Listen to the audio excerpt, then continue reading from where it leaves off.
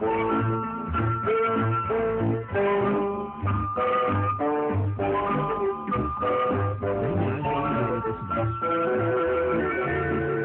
eletricidade em sanduíche.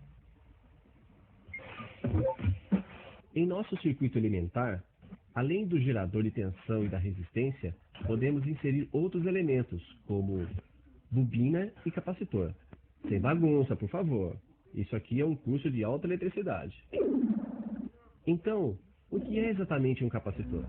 Suponha que você tenha duas finas folhas de metal, que você coloque uma em frente à outra e que você ligue dessa forma sobre sua fonte de tensão.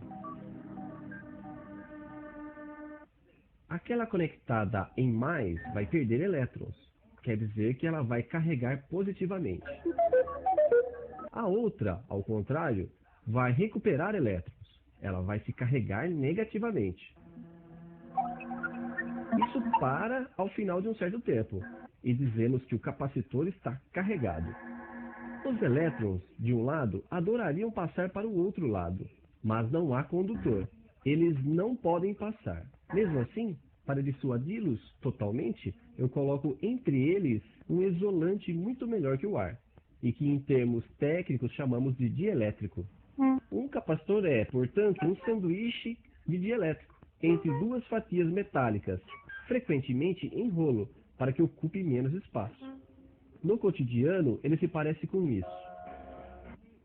Mas você diria, onde está o interesse em colocar em um circuito coisas que vão impedir a corrente de passar? Impedir a corrente de passar? É preciso ver isso. Pois quando eu fecho o meu circuito sobre a fonte, o capacitor vai se carregar.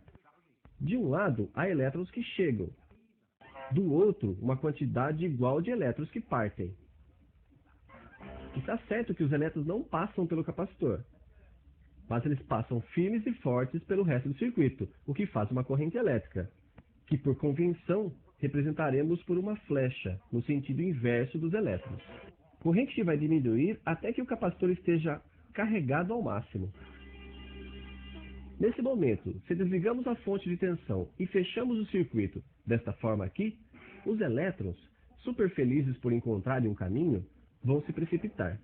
Isso refaz a corrente elétrica, mas no outro sentido.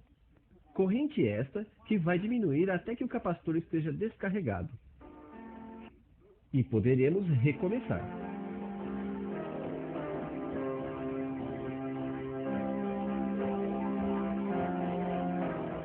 Mas quanto tempo o nosso capacitor leva para se carregar e para se descarregar?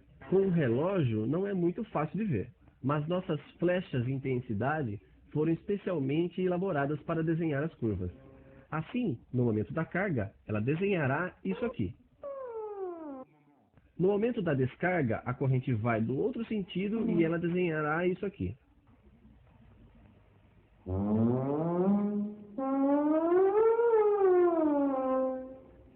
O tempo que um capacitor leva para se carregar e se descarregar depende da resistência em série no circuito, mas depende também do que chamamos de capacitância do capacitor.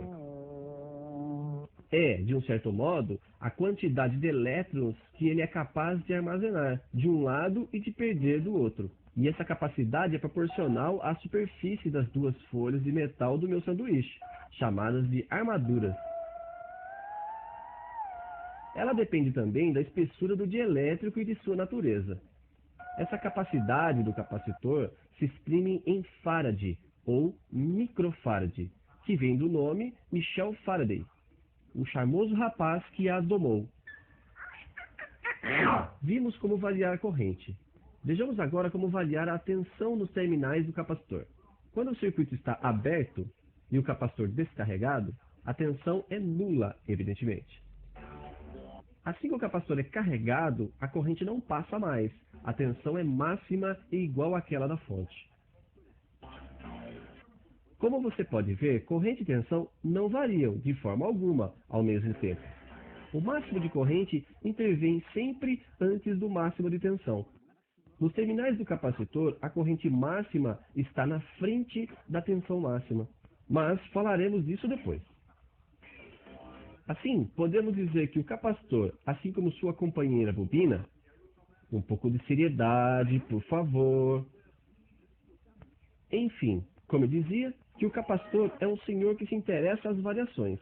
Ou quando a tensão da fonte varia bruscamente, como em nossas experiências, ou, sobretudo, quando temos que usar uma fonte alternada, que é o caso, muito frequentemente na vida cotidiana.